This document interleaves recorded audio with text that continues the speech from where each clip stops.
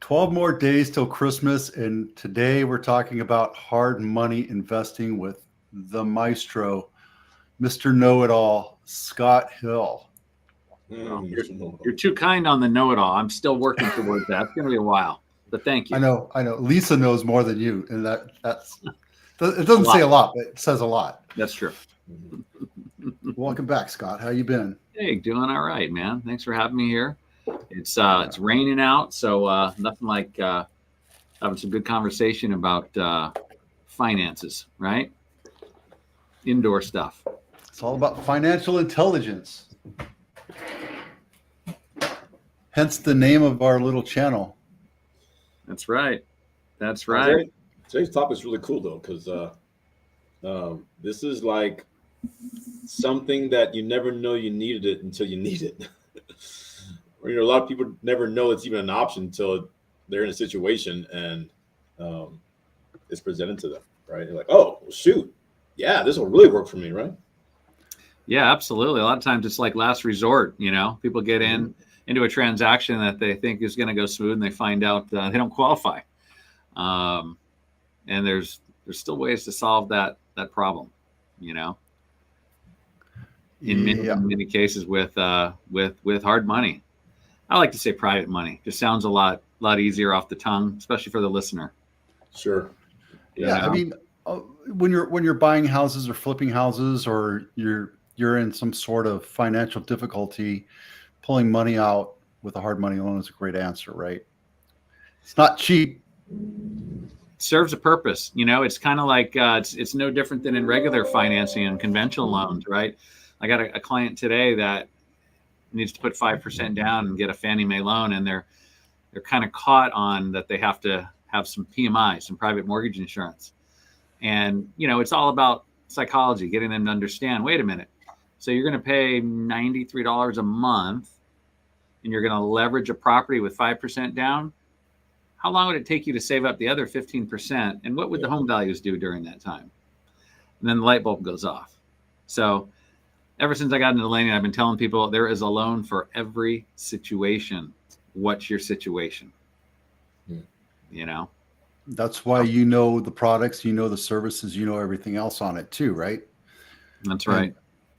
And it's, like I'm looking at buying a house in Vegas for my parents, and I'm like, how am I going to finance this? How am I going to do this? And, I can write out cash, but it's smarter for me to throw money into an investment, have that make money, and then pay off the loan slowly that way. I don't know. There's so many different ways to do it, right? Yeah. No, very, very true. And, obviously the pursuit is to always get the funds as least expensive as you possibly can. But sometimes you just need funds, and it can be a short-term solution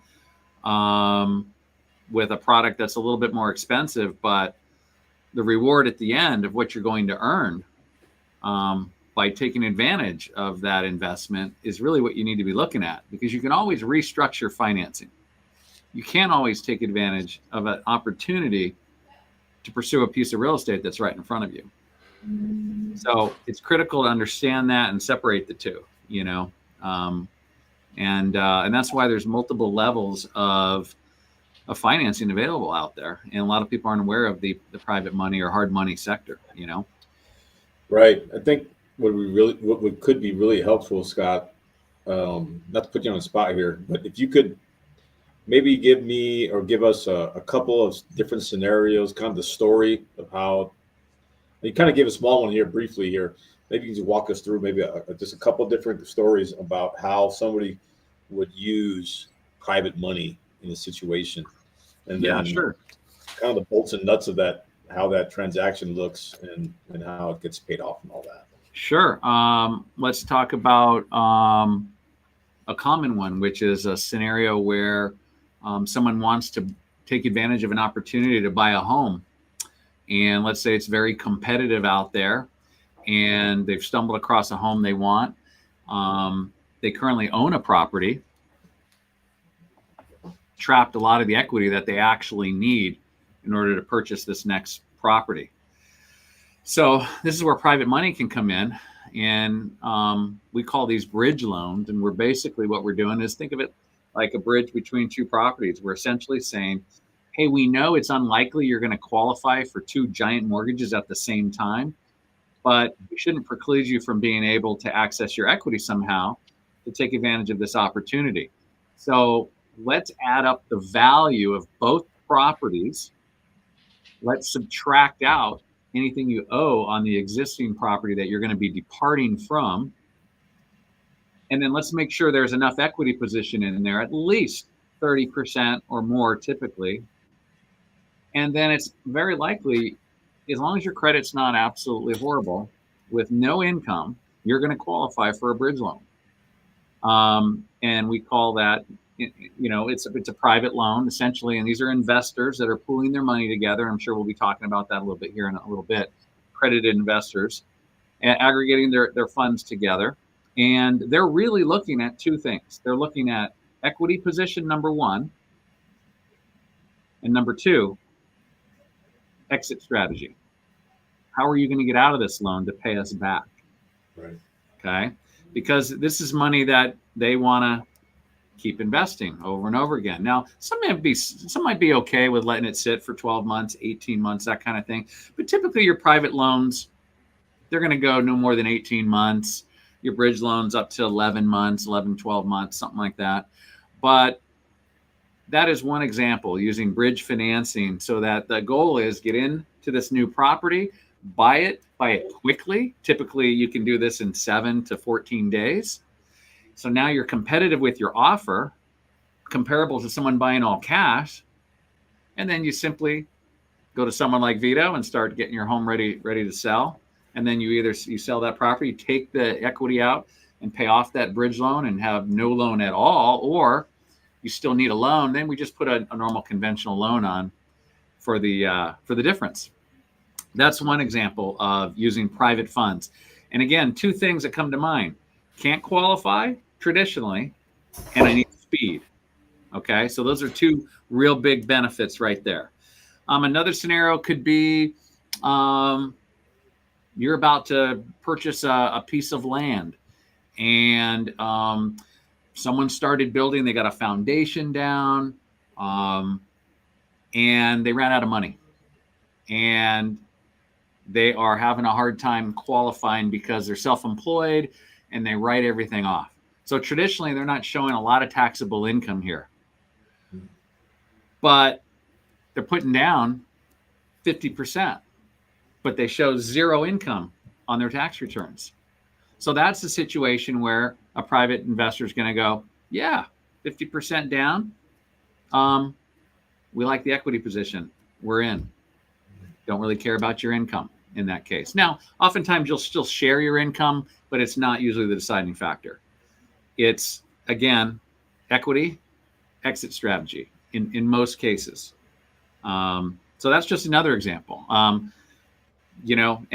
usually the reason people do the hard money loans is traditionally because they need the speed of it to jump on an opportunity that's presented itself, and they just don't qualify. And third, this is one we haven't talked about. Some people don't want to deal with all the paperwork. There's very little paperwork. I mean, it's the easiest type of money you can get. You're typically going to have higher interest rates for sure, and you're going to. Now, remember, these investors aren't making a lot of their money long term, so it's short term. So they're going to be more fees up front in the form of points. That's where they're getting their most of their money. Okay. And typically, like round numbers, what are you looking at? Like, I know it's a couple points and then a higher interest rate. Right? Well, it's usually a little more than a couple. You'll see anywhere from typically 3 for a really good borrower up to 5, 6, depending on, like that scenario I just said. If you got investors coming in on a half-built home, there's a lot of risk there, right? Sure. I mean, it's not a really good piece of property right there. Now, they envision it's going to be eventually. That's the goal. You've laid it out, but it's still not the greatest piece of property right now. So you're going to pay a lot more on something like that. Now, you've got a scenario where it's 70% equity in the property, phenomenal FICO scores, you're going to have some much better percent cheaper on the interest rate, as well as maybe a couple points cheaper on the upfront points with the file. So yeah, those are 3 scenarios right there. So Scott, yeah, question for you. What about somebody? That's great. Thank you for Yeah, you sharing and walking us through that. sure. And I can see totally where, especially in the example you gave of somebody self-employed, or his cash flow varies. And so it's just challenging, right? Yeah. And this could be a perfect solution. What about somebody who say same person, maybe they're just looking for they can't refinance easily, Mhm. but they need to get some liquidity, right? So they're not trying to buy a new property or anything like that. They Yeah. got a mortgage on the house, plenty of equity, and it's going to be a problem to refinance for whatever the reason is. But cash flow is decent and plenty of equity. This would also be something they could do. Yeah, absolutely. I mean, you could have a traditional first mortgage with a really great interest rate that a lot of us got back in the 2020, 21, 22 timeframe, and you need a second mortgage, and you've got a lot of equity in your property, and you recently lost your job, but you got a bunch of money in the bank. So there's a perfect example. I need a quick private loan, maybe to fund something for my business, my self-employed business that I'm not showing income in, but I've got a long track record of being successful in this business, and I need some quick cash. That's a great example where a private loan would come in and fill that void, if you will. Yeah. Got it. Yeah. And then there's another step for that too. There's an investor loan that's out there where you can qualify the house just on the house, not the actual borrower, because it's an investment property. Yeah, I think you're referring to the DSCR loans, the DSCR. Debt service coverage ratio loans, which really become extremely popular in the last couple of years. I got to tell you, it's a great, great product because a lot of people, again, they don't show traditional income for whatever reason. Many times they're self-employed. They write off a lot, or they're a realtor, or they have the ups and downs, and maybe the last few months, whatever they've been in, hasn't brought in enough income, but they've got cash. They've got a great opportunity to buy a piece of property somewhere. And what's unique about the product is, hey, I can buy an investment property and kind of really focus in on the property more than focusing on me, the purchaser. So what's my payment going to be? What's the cash flow going to be? And what the lender's really looking for is cash flowing the property. I mean, you could really be showing no income at all, and they're going to give you a loan because it's kind of standing on its own merit of the property you're buying. And is it cash flowing? And they'll break it into percentages like 1.1, 1.25, 1.5. Like, what's the percentage of cash flow? Is the cash flow better than what you're paying? Then the terms will be a little bit better. Are you just barely breaking even? Then the terms might be a little worse. But you're capitalizing on the purchase. You're not having to show all your income. You can act quickly. And who's to say a couple years down the road, when you get your regular income back in line, pay it off, put a traditional Fannie Mae loan on there, and meanwhile your property's gone up $100,000, and you paid an extra $150 a month. Big deal for 24 months. Who cares? So great product, Vito, that you're talking about right there, and you can do those in most states, which is great. Can you do them in most states, or do you have to? Yeah, that's the one area where, as a broker, I'm licensed in California. And so with DSCR, it doesn't follow the typical rules that we need to follow. And so the sources that we go through to fund these loans, we can use their licensing in those states and perform the loans, which is awesome. Okay. That's cool. I don't think I've ever heard of those loans. I've never heard of that. And typically you need 30%? Yeah, you can get away with a little bit less sometimes, but typically 30 is where you need to be with most sources. And that's kind of where you need to be to make the numbers work, if you think about it, right? With the cost of way real estate's gone, and with the higher interest rate market that we're in right now. So it's not for someone with very little cash, but boy, it allows you to capitalize and not use hard money and the rates are pretty good. You know, they're probably within 1 to 1.5% higher than a traditional loan. It's not horrible. And you can get them with prepayment penalties if you're willing to take on a prepayment penalty, meaning, hey, I'm not going to pay this loan off for a year or 2 years or what have you. Then the terms are going to be a little bit more friendly because they know they're going to capture a little bit more interest. So you can pick different products based on prepayment penalty scenarios. Yeah. So like So a scenario. Go ahead. I was going to say, so going back to the private money scenario, and just so so people can fully understand how that would work. Yeah. Right. So I have my home. Situation comes up. Don't want to go through traditional route. Reach out to Scott. He's able to find a private lender who looks at the situation and says, yeah, I'm going to lend you that money. Mm-hmm. Now, that private lender will secure he has to protect themselves, right? So they're going to secure themselves as a lien holder on the home. Is that how that works? So let's say the three of us right here, we're the investors, right? And we get presented this opportunity, right? The three of us are the ones that are going to pool our money together, and that's going to be aggregated by the individual, right? That's running that private lending company. And so they have a list of accredited investors. Okay. And they're constantly throwing out opportunities in their inboxes. I got another one today. Some land here down in Gilroy. There's so much opportunity out there. It's not even funny.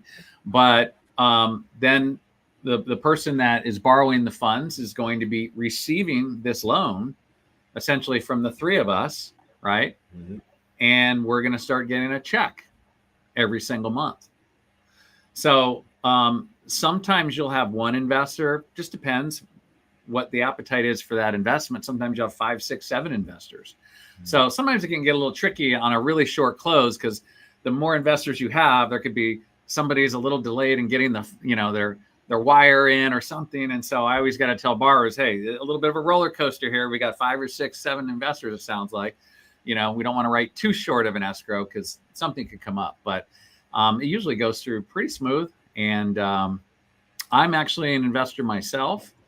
And I like it. That's why we're talking today. So the funny thing is, like, I just assumed that you were going to dump in your 25 or 500,000 or whatever the lump sum is into a pool of money, and then the advisor or the fund manager, I guess you could call it, would say, I'm going to push the button on this. And it's different than that. You actually hold on to your money until you're like, I want in. Correct. So I'm on both sides of it. Like, I'll see investments come through and I'm thinking like, hey, that looks like something that'd be good to invest in. But then I'm also putting these together for folks as well. So I see both sides of it. So I know how it works. And it's really, pretty simple. The investment comes out, it gets sent out, like I said, to hundreds, if not thousands of people. A complete outline of the investment, a little history on the borrower. Sometimes they'll mention, hey, this is a repeat borrower with us. They always pay back really well. Hey, the equity position's fantastic here. They need it for about 6 months. And of course, they're always saying, hey, what's the exit strategy? Oh, we're going to be selling this other piece of property and then we're going to be paying this off. And, this is going to be a 6 to 12 month loan or what have you. And then, the investors start emailing back. Yeah, hey, I'm in for 100,000 on that. Put me in for 200, And as soon as he gets it filled, he says, hey, thanks, this investment's closed. We have enough investors. And now they're back talking to the broker or the individual borrower who is borrowing the funds directly. Because sometimes these investors they've been doing this for years and they're just going direct to whatever source they want to go to out there. But anyway, that's kind of how it gets going. And then, the loan gets funded. And if you're an investor, you start receiving a check. And if you are the borrower, you're getting your funds traditionally just wired in, close an escrow, signing with the title company just like normal, and pretty smooth, pretty easy.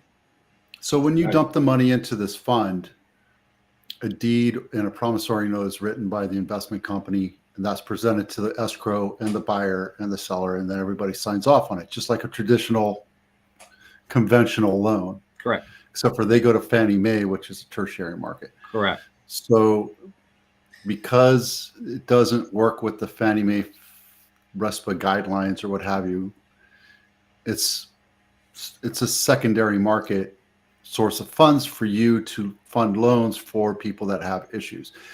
What is the back end?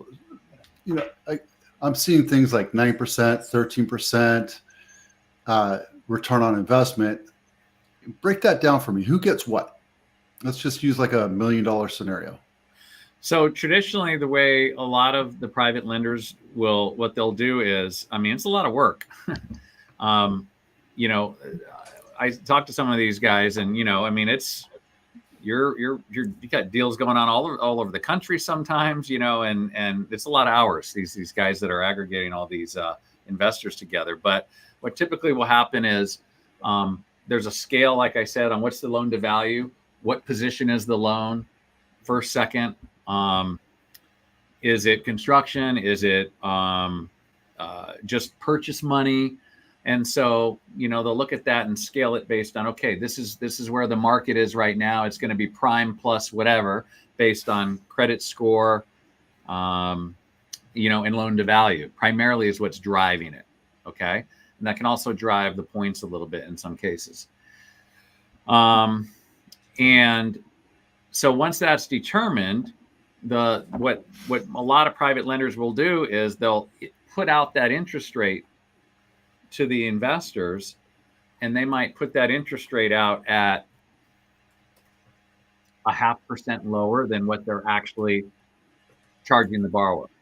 So that's their VIG, if you will. They'll themselves collect maybe 0.5% interest for themselves, with the majority of it going to the investors.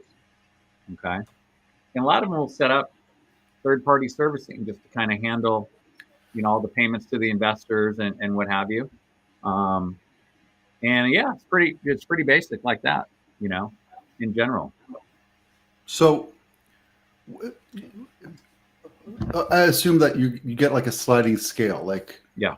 obviously, if you put $25,000 down, you're not going to get a large percentage. But if you're a standard investor, say I have $500,000 and I want to pop that down, my percentage is going to be more, I would assume, right? And No, I mean, no, they're just piecing let's say we got 10 investors at $100,000 each, okay, and the interest rate for that investment's 11.5%.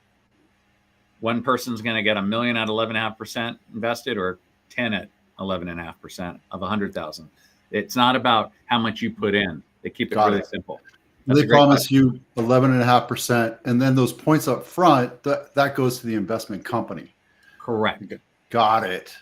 Correct. You're not getting the points as the investor. You're getting the return on interest. Yeah. And Totally makes sense. Because the person that's aggregating this, right, they're not making hardly anything on the interest.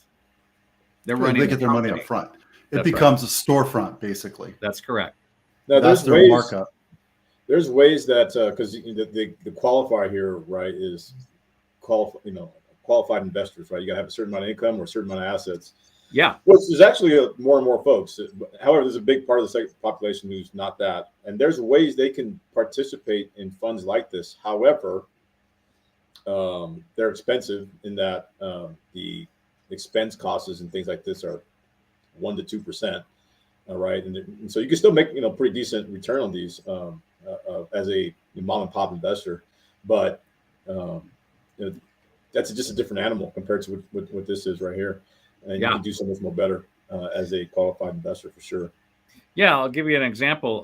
So I had 250,000 invested at one time.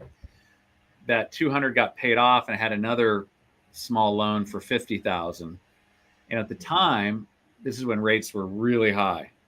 I got in at 14%. So $50,000, simple math, times 14% is $7,000 a year, divide by 12. I get a check for $583 0.33 every month. Have been for about the last 17 months. Like clockwork. Envelope lands in my mailbox every month. Yeah, that's Equity awesome. position was like 40. Yeah, Where are you going to get that? that's right. The key is Not to in, make sure not in the stock market. yeah, make sure you vet out the company and that they are making good decisions on behalf of the investors, right? Right. Um, Because there's going to be some that do fall through. but it's if they're good and they know what they're doing, they've been doing it a long time. It's very small. But That's going why. back, That's why the equity position's got to be good, because who's going to walk away from that when that equity Right. position's really good? Very few Right. people. and when you mean equity position, you're talking about first or second lien. If it's a second lien based on a first, then that group of people that invest in that property and happens to go into foreclosure, they have to agree to refinance or figure out how to pay off that first lien. Well, Is that I'm right? just talking about the property itself, the collateral.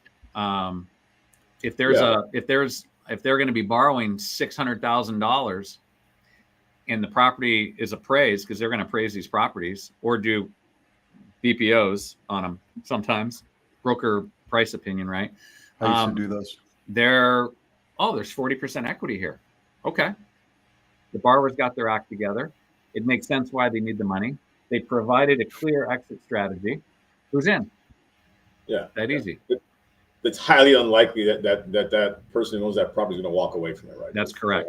Yeah. And That's if you're in first position, Patrick, if this loan is in first position and they go to foreclose or deed in lieu, which is basically the buyers giving it back to the bank, which is the bank, the investors, you don't lose anything, because now you have not only the equity position, but you also have 1/10 or whatever percentage of that property, and then you go to secondary. We go back on the MLS. Well, no, wait a second. Make sure I understand the same thing, because I think what I heard from Scott was, the first. This is a situation where somebody probably has. Well, if the property's paid off, that's right. Right. If there's a loan on the property, though, you're coming in the second position.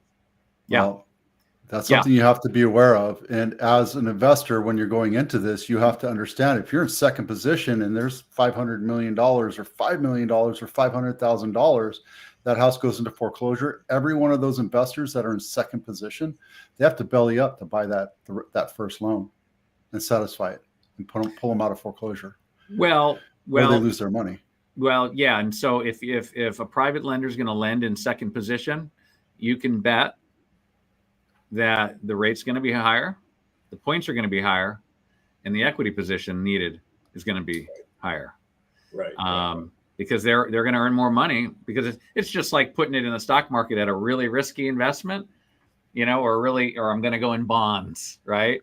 And so who's willing to go into this risky investment in second position, but the equity's pretty good? Maybe this person has a track record of doing this over and over again as a borrower of funds and has always paid back faithfully. Yeah, you're going to get people that are going to invest their money in that.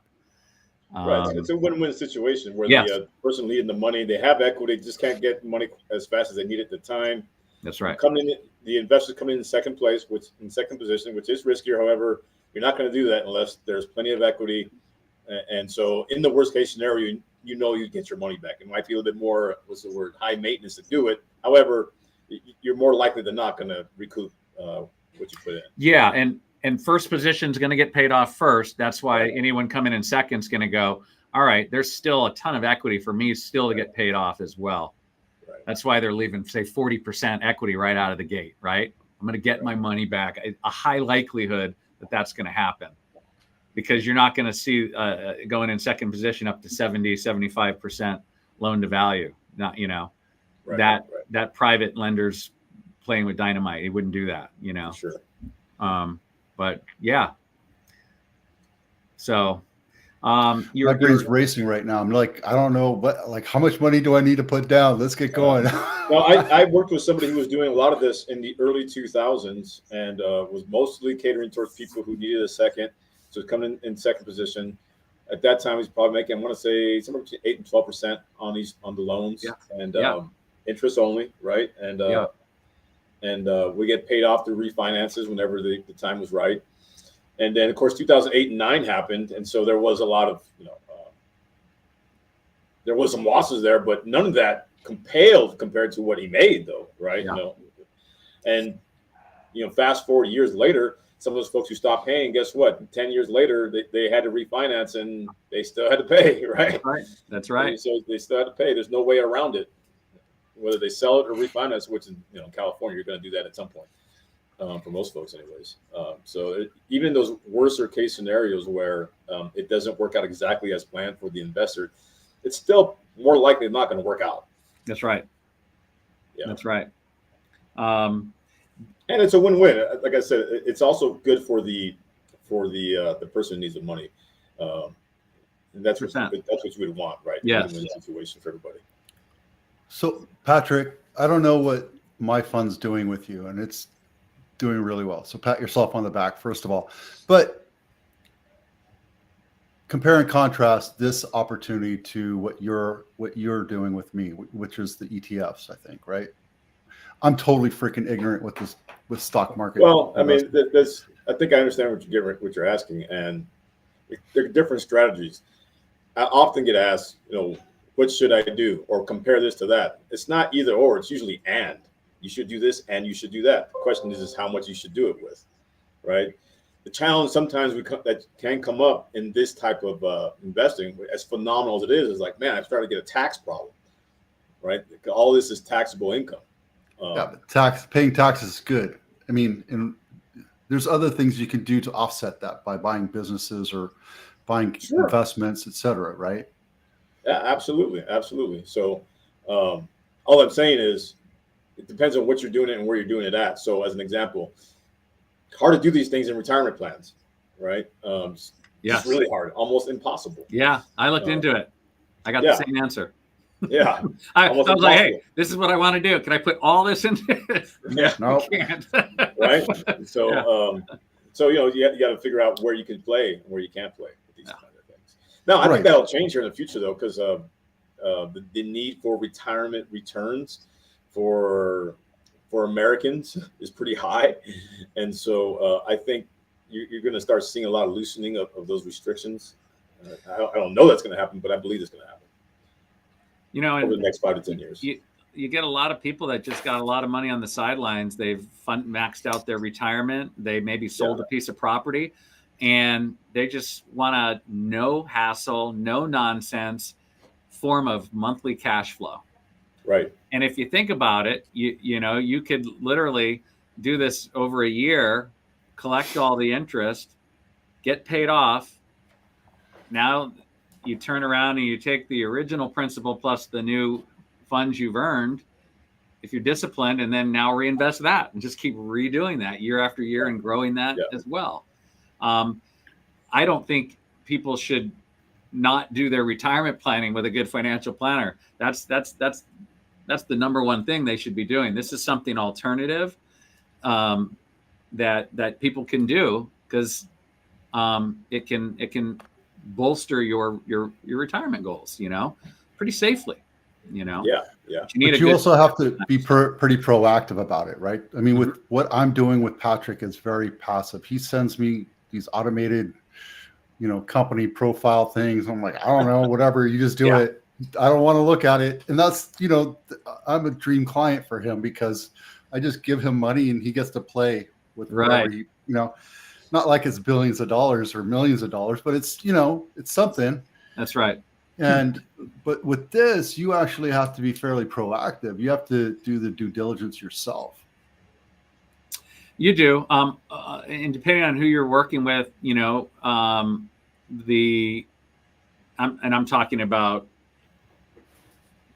the people that run these hard money companies. You want to make sure, you know what they're all about. And if you've done it long enough, you eventually just trust their discernment on these investments because they don't want anything to go belly up because it's a bad mark on them. So if their track record's pretty good, you just start trusting them. You're not going to go out and look at all the properties yourself. And I mean, you can, sure. That investment might be gone by the time you went and have done all that because he's go pretty quick, but you can definitely do that. Not a problem. But most people just look at the profile of what's been sent out. They even sent out, with the borrower's permission, a credit report to review. Okay.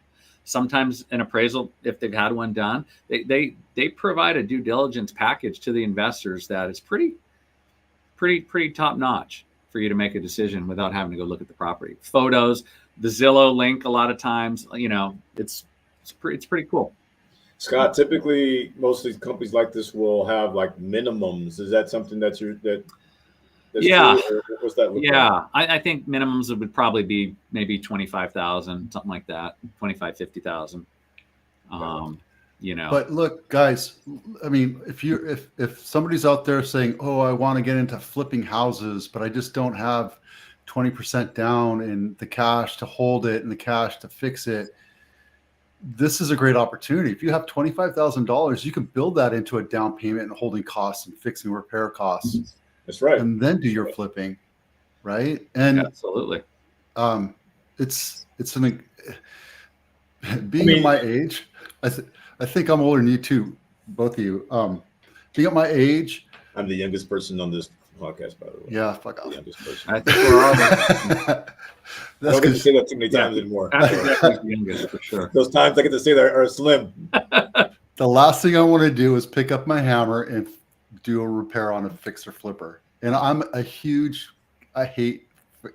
look at fix and flip houses and I make fun of them on my videos because the people that do them do a crappy job, and you can tell. Most of them. There's some really decent ones. You have to look a little bit harder.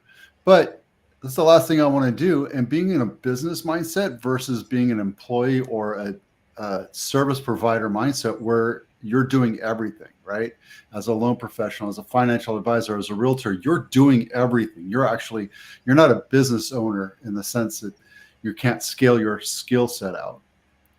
This is something where you're actually investing money. So if you look at Kiyosaki's 4 quadrant, you're in the 4th quadrant with this. That's right. Yeah. And people make fun of his quadrant thing, but it's a great mindset to have, because the last thing you want to do as you get older is to have to pick up a freaking hammer and buy a fix and flip. Yeah. Right. So and this doesn't just equate to residential, it's also commercial, right? That's right. Commercial as well. You got it. Yeah. They look at that at all. I'm excited. Do you want to talk a little bit about what the requirements would be to be an investor? After this, Yeah. Okay. I have a scenario I want to push to you. I sell my house. I get $1 million in equity, and I go to buy my parents a house in Vegas for $500,000. Instead of putting cash down, I put 20% down, and I take that $400,000. That's 80% of 500, and invest it in this. The Las Vegas loan is 7%. I'm getting 9 or 10 or 11% on this.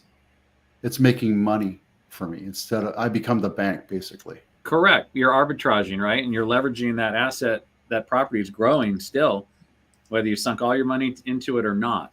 So the decision you just made is growing your net worth faster, as long as the interest performs on the investment that you stick the $400,000 into. Right. And I do the same thing for the next house I buy. I buy it 80% down here, $2 million house, and then I sink the rest of that money into something that's going to make money for me, so it pays off my loan. Or maybe you take 200,000 of the 400 and give it to Patrick to do something. So you diversify, and then 200 into one of these investments, and now you feel really diversified and safe. I'm pretty diversified with Patrick right now, so I'm happy with that. We're going to give him more at the end of the year, but yeah. But theoretically, Vito, yes. I mean, if you can make more money somewhere else, but then you got to just understand what are the tax implications of the different investments and, that kind of thing, of course. Again, it's mitigated through different ways. I mean, that's what my accountant guy does. I tell him to go make me show that I only make $25,000 a year, so I don't have to pay income tax. Never happens. If you start asking me tax questions, that's not going to be my wheelhouse at all. Yeah. That would be more Patrick here. So you can invest. But to your point, or I think you were getting ready to get into the qualifications here, going back to what I was saying about how I think a lot of these things will be changing in the coming years. For a long time, the accredited investor it is what it was, or it is what it is. Like there was no way around it. They recently opened that up to, certain financial professionals. You don't have to have the assets or the income. As long as you have the expertise, quote unquote, you are considered a accredited investor. I think we're going to see that list expand and see more and more professionals, whether it's real estate or mortgage lending. If you have expertise in finance in some way, shape, or form, I think you're going to see those people added to those as well. No, it's true. It's true. So I kind of put together just a little list here, kind of the latest info on how you can become an accredited investor. First of all, you got to fill out the 2-page form with anybody that you're going to. We're losing you. 870 RE870. Okay, and it's a questionnaire that helps them determine your availability to do this. So let's talk about an individual. Okay, the income test. An individual must have an annual income exceeding $200,000 in each of the last 2 years, or $300,000 if you're combining with a spouse. Okay, and there has to be an expectation that that's going to continue in the current year. Kind of like a P&L, if you will, right? You can't be, hey, I'm falling off the cliff this year, but hey, I was good last year and the year before, right? Or a net worth test. An individual must have a net worth exceeding $1 million. This is important. Excluding the value of their primary residence. Yeah, that's a big one. The net worth is determined by the value of all assets, including investments, real estate, and other property, minus liabilities, including mortgages and other debts. Okay, so can't count your primary residence in there. Just like Kiyosaki, right? He always said your primary residence was a liability, not an asset, right? Right. Yeah. So there's the Kiyosaki part right there. Let's talk about entity.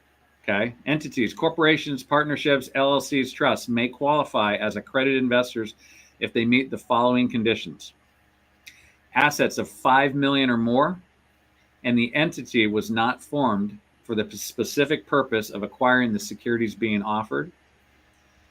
Ownership by accredited investors. If all equity owners of the entity are accredited investors, the entity itself may qualify. Banks, insurance companies, registered investment companies, business development companies, and small business investment companies are also automatically considered accredited investors. Okay, that part of it will not be my wheelhouse. I'm an individual, but I wanted to put all this out there for you guys. And then to Patrick's point, professional certifications.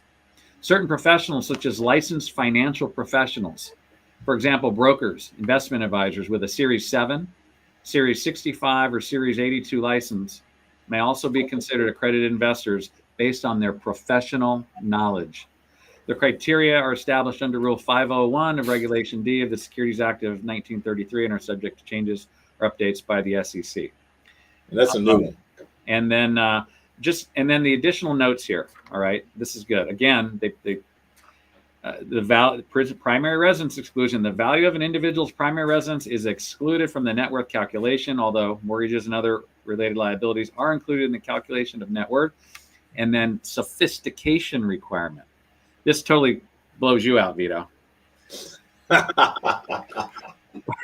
I'll just sit here and eat my crayons. While the SEC uses financial criteria as the primary basis for defining accredited investors, the underlying principle is that these individuals or entities can bear the risks of more sophisticated investments. And then I put an asterisk here. Being an accredited investor enables participation in investment opportunities that are otherwise not available to the general public, often involving high risk, but also potentially higher returns. There you have it. There you have it. Yeah. Which is the same, or not the same. Well, two things. One, like the professional designation stuff, that stuff is new. I want to say it's only the last 2 years. Yeah. Before that, it was just strictly, income and assets. So I do think that list will get expanded. If you think about $300,000, depending on the state or the city you live in, that's a lot of couples. That's a lot of folks out there, right? They may not qualify on the asset part yet, especially if they're younger. However, think of the Bay Area. I mean, that's a lot of folks for sure. Yeah. They just probably don't realize they can do this. Mm-hmm. Yeah. Yeah. Yeah. There's also a lot of private. We're talking about the private money side. It's the same qualifications to get into private equity, right? To get into those things before they become IPOs, you got to be a credit investor and so forth. And you don't have to be a qualified investor, though, an accredited investor, do you? I mean, there's certain places that'll give you can put $25,000 in a private offering. Yeah, I was looking at. There's a couple other places out there that'll offer it to non-qualified investors. I'm not sure. Well, there's trying to think what that might be. Remember last year we were talking about the difference between REITs and syndicates. You can only be an investor in a syndicate if you're. Oh well, a REIT. Talk about a REIT you can invest in as an accredited investor, but that's not private equity. That's a publicly exchanged thing. Right. Private equity, you're trying to get into something that it's early before it's gone public. Like big examples like a Facebook, for example. Before it went public, it was all private equity, and then it went public. The challenge now is though, so many companies have done this, and all the people making money are the ones who got in on that IPO, right? And so all it's those a big Ponzi scheme, right? It's a big pyramid scheme. Well, I wouldn't say that, but I would. There's so many returns there's so many people getting locked out of that. And so going back to what I said earlier, there's a lot of Americans with retirement accounts that are too low to get locked out a lot of this stuff. So I think we're going to be seeing ways where the marketplace is going to provide a way for those folks to get in on those IPOs as well. So we'll see. But having said that, this is an awesome opportunity right here. I mean, this is a great way for people to diversify their income, especially if they got cash sitting on the side. People who sell a second home or come into inheritance or get bought out at work, or the list goes on and on and on. What a great way to create. I kind of look at it like a CD in a sense, especially when a bridge loan opportunity comes out, and you've got some money. Sizable amount of money sitting somewhere that you're not purchasing a piece of property for 9 months, 12 months. And someone that's getting a bridge loan needs a bridge loan because they're trying to sell their property. So there's a high level of motivation for them to get out of that bridge loan in 3 to 4 months. And you're going to get your money back pretty quick. Now, obviously it's not as guaranteed as a CD because they're going to give that person 11 months just in case, but they're usually only making 1%. Right. Yeah, but the return is better. Yeah. Sure. So I'm willing to, if I don't need the money for 9 months and I know they're high probability it's getting paid off in 4, 5 the most, that's still buffering another 35, 40% of time that I'm going to get my money back and have made some money off that. That's right. And even in an interest rate environment where people can get 4 or 5% on their cash right now, which sounds pretty good compared to what it was for a long time, interest rates are starting to trickle back down. And in this kind of opportunity, interest rates don't trickle back down very much, right? Yeah. They're going to still remain high. They go up faster than they come down. That's right. That's right. That's a good point, Patrick. That's absolutely the truth. Yeah. A lot of them are tied to prime though, so they will come down a little bit. But prime's only come down 3/4 in the last. Started in summertime, right? Somewhere in the summertime, right? They did the half and then a quarter, so it's still pretty robust. I guess would be. And for somebody who's looking for, if I'm in a situation where I know I have the equity, I need money fast for another opportunity, this is an excellent solution right here. Yeah. No doubt about it. So you two need to get together and kibbutz and get your clients together with this, because I don't know. Is it like an MLM where you get credit if you refer me to this company? I don't think most of them don't have that. I don't think they want to get involved in that kind of a thing. Not that I know of. I've never met anyone that does that. Not to say it doesn't exist, but I think I try to avoid those ones too. Talk offline about stuff, but typically I haven't seen that. Yeah. Well, Scott, if we have somebody, I know somebody can reach out to you if they're looking for a private lender, right? We can come to you, and that's an opportunity that you can help with. Absolutely. It's a game changer for a lot of folks, you know, and I'm glad you guys wanted to do this today, because this recording is going to help a lot of people who are on either side of that fence. They need money, or they want to get involved and don't realize it's another form of investing. Yeah. But it is a game changer for somebody that needs funding. It takes a little bit of education. They got to get over the interest rates, you know, 3 to 4% higher. Yeah, it's short term though. Yeah, it's going to cost me a little bit more upfront, but look what it costs to pay a real estate agent every time you buy or sell a property, right? So it's just another transaction. You're still in that same range of cost, but you're now able to jump on an opportunity that is going to be something you wouldn't be able to do without the funds. And so I enjoyed the back and forth today, guys. A lot of good info here for the viewers. I want to put it out there that I pride myself for negotiating the price so high that I pay for my own commission. Yeah. I just did it again today. I had a house. It's been on the market for a long time because there are two trustees fighting over whatever. Finally got it back on the market and got loans, and it went from 1.5 up to 1.7, and then I pushed it after everything was up. I broke. My job is to break the buyers, right? I pushed it up to 1.82. So the value that I brought was my negotiating, my pit bull negotiating afterwards. So yeah, it costs money to make money, but I make you a whole lot more. And at the end of the day, I negotiate for myself to be paid by that extra percentage that I get for you. Yeah. No, that's why I think that it's a win-win scenario. There's a reason why the interest rates are higher, and because the scenario is different, and it is a win for everybody involved, for sure. Yeah, this is awesome. Thanks, Scott, man. This is a great walkthrough. Appreciate it. Oh, you bet. Thanks, guys. Great questions. Good stuff. Thanks, Vito. I'll be talking to you in the beginning of the year for this, and we'll talk more about it, because I just need to get a little bit more sophisticated first. Well, I'm the crayon eater, so yeah. You know, the last thing we should say is our predictions for the football game this weekend. Look, Army took the last one. They're going to take this one. Wait. I heard Army is playing Navy, and the Marines are supplying the cheerleaders. That's right. That's what I heard, right? YMCA. That's right. They're playing the band. They're in the band. That's right. Hey, don't mock the band. I've been a band dad for the last Bands 3 are pretty years. serious. They are. I'm gonna leave it alone then.